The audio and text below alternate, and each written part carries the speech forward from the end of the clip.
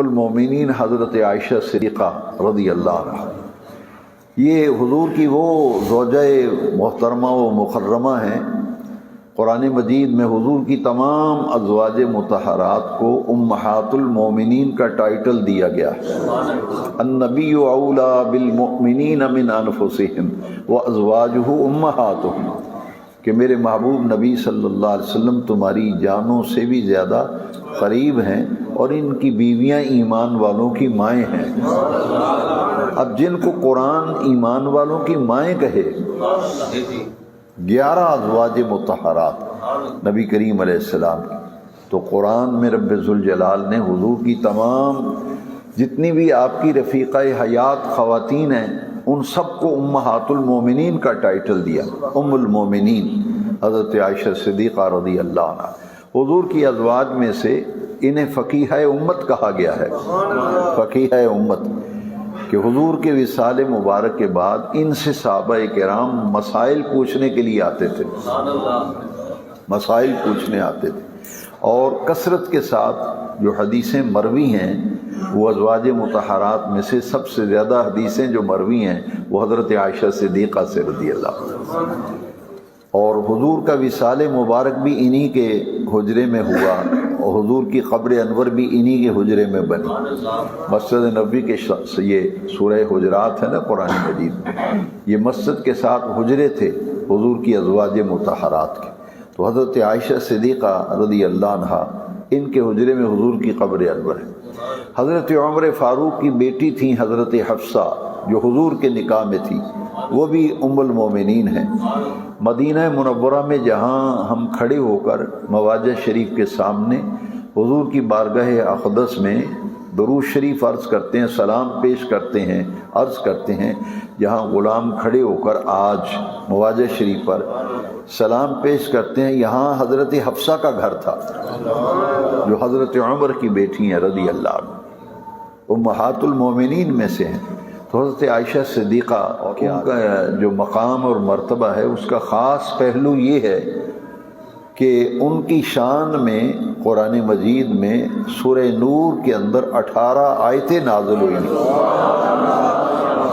حضرت عائشہ صدیقہ رضی اللہ عنہ یہ صدیقہ بنت صدیق ہیں، عتیقہ بنت عتیق ہیں، عفیفہ بنت عفیف ہیں، صدیق باپ کی صدیقہ بیٹی، اور ان کو اللہ رب العزت نے بڑی عزتیں اور عظمتیں عطا فرمائیں۔ ان کے حوالے سے ایک بڑی پیاری حدیث شریف ذخیرہ احادیث میں ملتی ہے کہ نبی کریم صلی اللہ علیہ وسلم نے ایک رات کا وقت تھا تو حضرت عائشہ صدیقہ کھلے آسمان کے نیچے حضور تشریف فرما تھے، تو حضرت عائشہ صدیقہ پاس بیٹھی ہوئی تھی، تو حضور سے پوچھتی ہیں، رات کا چونکہ وقت تھا، تارے آسمان پہ جگمگا رہے تھے، تو پوچھتی ہیں حضور جتنے آسمان کے تارے ہیں آپ کی امت میں کوئی ایسا ہے جس کی نیکیاں اتنی ہوں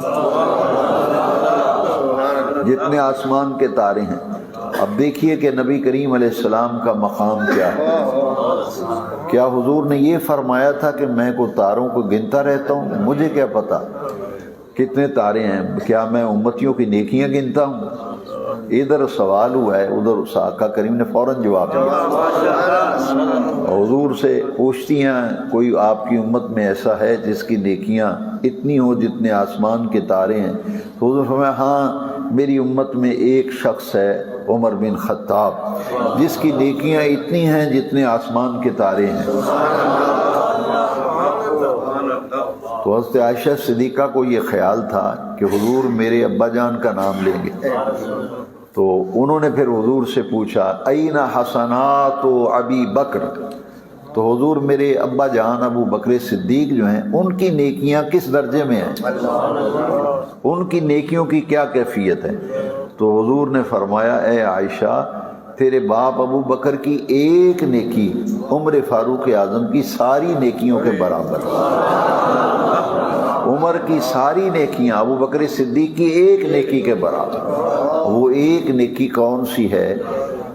محدثین کرام نے اس حدیث کی شرح میں لکھا ہے کہ غالب گمان یہ ہے کہ وہ نیکی غار والی نیکی ہے جس کی نیکی کا ذکر بے نیاز رب نے قرآن میں کیا ہے۔ غار والی نیکی کا ذکر قرآن میں آیا، ثانی اثنین اذ ہما فی الغار اذ یقول لصاحبہ لا تحزن ان اللہ معنا۔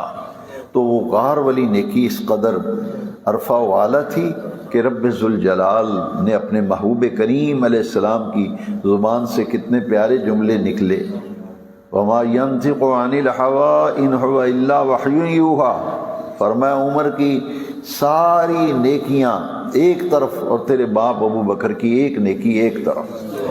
اسی لیے حضرت عمر فاروق اعظم رضی اللہ عنہ جب صدیق اکبر رضی اللہ عنہ سے ملتے تھے تو کیا کہتے تھے؟ حضرت عمر کہا کرتے تھے کہ ابو بکر میری ساری نیکیاں لے لو، غار والی نیکی مجھے دے دو۔ اندازہ لگائیے کہ آقا کریم صلی اللہ علیہ وسلم کے دامن سے یہ وابستہ ہونے والے اس امت کے عظیم شخصیات، عظیم ہستیاں، جن کو یہ عزتیں، عظمتیں، یہ رفعتیں، یہ بلندیاں ملیں تو دامن مصطفیٰ سے وابستہ ہونے کی وجہ سے۔